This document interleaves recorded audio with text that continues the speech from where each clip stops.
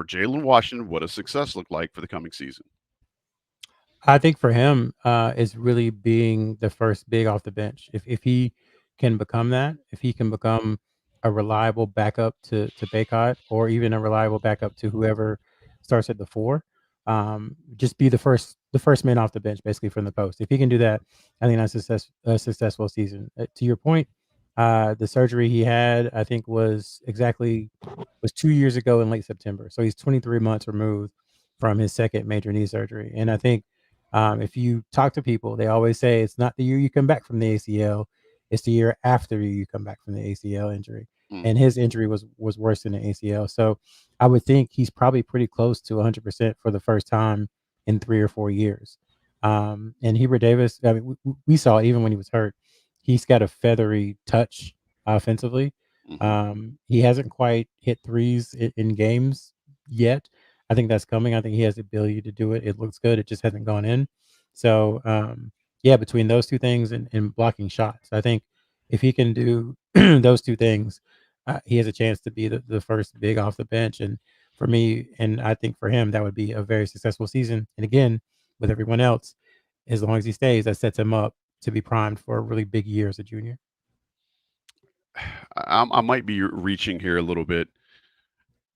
Do you think that confidence can affect his play as significantly as it probably could somebody like Seth Trimble? Because again, I think we saw Trimble struggling with confidence. I think Washington probably struggled with confidence, and this is my assumption here. I think Washington may have struggled with confidence the whole season, as in he never really felt confident in his health. Do you think that might kind of potentially lead to a as I guess as important or as pivotal of a season based on confidence for him as it would for Trimble? I think it could, but with him, man, he's been through so much that I think he's just happy to have the chance to actually play and be healthy. So yes, every player. I mean, even the most boisterous guys who do everything on the court, they all have crisis in confidence every once in a while. So I don't think he'll be any Yeah, different. But I think the yeah. fact that he's had to work so hard just to get back on the court, I think that'll limit it a little bit because he's, you know, a lot of these guys have been playing since they were 3 years old and they've never had a major injury where they had to sit out for so long.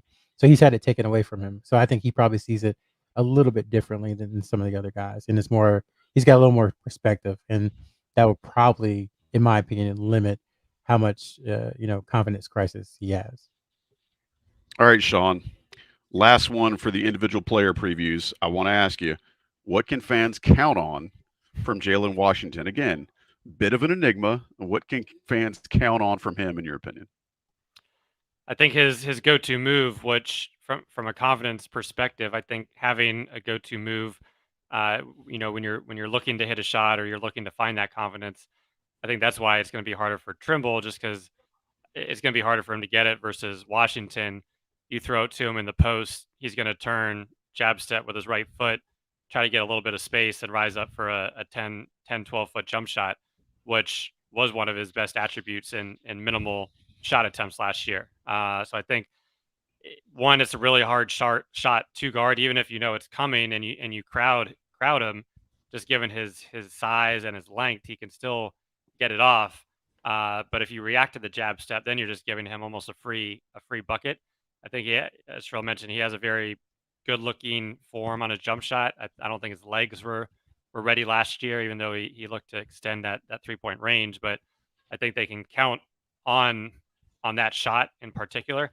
And then I think you can count on a guy just both offensively and defensively that is a little more comfortable on the court from a speed perspective in terms of processing everything, but also defensively, I think is where hopefully we can all see a big adjustment.